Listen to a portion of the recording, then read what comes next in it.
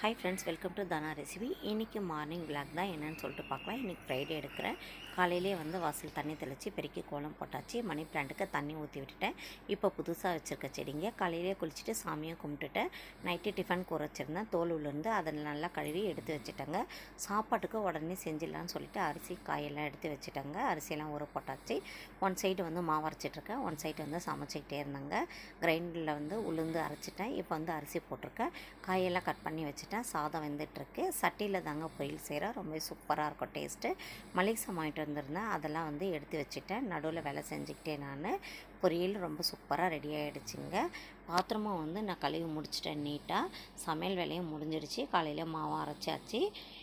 Case மேடையும் க்ளீனாக நீட்டாக கழுவி முடிச்சிட்டேன். இன்றைக்கி நம்ம வீட்டில் பார்த்திங்கன்னா சாதம், சாம்பார், கத்திரிக்காய் பொரியல், அவ்வளோதாங்க. மாவையும் கரைச்சி நான் ஃப்ரிட்ஜில் எடுத்து வச்சுட்டேன். ஈவினிங் ஸ்நாக்ஸ்க்கு கொண்டக்கடலை ஊற வச்சுருக்கேங்க. இந்த விலாக்